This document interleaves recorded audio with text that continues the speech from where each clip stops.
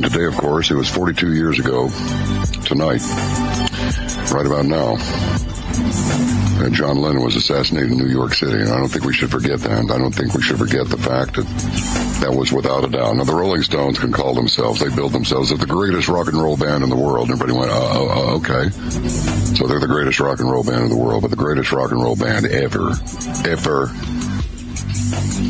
was the Beatles, in my humble opinion, which is not always so humble. And John Lennon and McCartney and George and Ringo, what music did they put out? Chase the girls, abuse the girls, visit violence upon somebody? Nope. The whole thing was love, love, love. And Mark David Chapman, in my opinion, there are two, The Man Who Murdered Lennon, right, the book that came out, there are two versions of it. The one that has the rifle scope crosshairs on John Lennon's picture on the cover, that's the non-approved version. The other one is the approved version, and they are different. And this Mark David Chapman was no doubt an MK Ultra guy. His addresses were checked out and the people that he supposedly lived with, and it was just one dead end after another. But we do know this, he was all over the world at these various YMCA facilities, the Young Men's Christian Organization. And I remember certain people back all the way deep into my childhood, here and there, someone would mention YMCA. And then, of course, here came the village people with the YMCA, young man, la, la, la, doing all that village people stuff.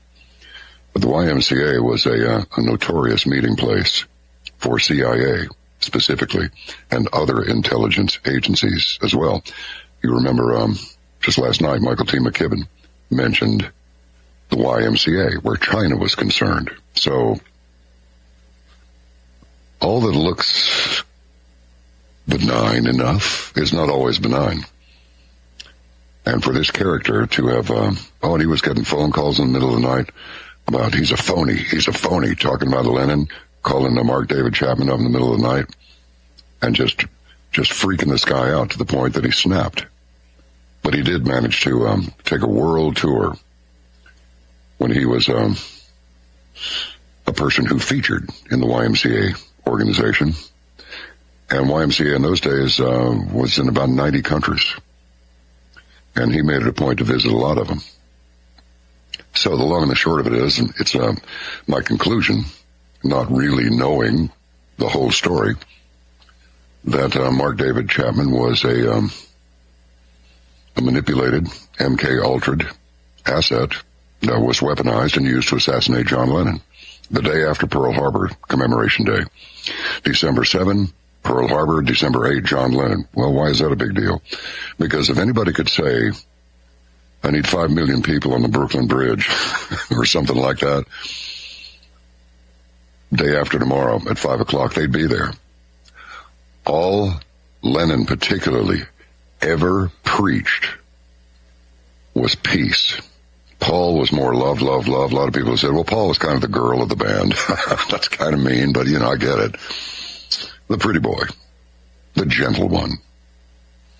It's a gender identity thing, right? No. But there's just a little joke there, just a very tiny little small joke. But Lennon was always about peace. Well, we can't have people talking about peace. We're trying to prosecute the Vietnam War. What's the matter with you? And even after the war ended, I mean, we weren't completely clear of that thing until 1975. And John Lennon gets assassinated 5 years later. I think that was just payback. Just payback and nothing more. Let's just get rid of this guy.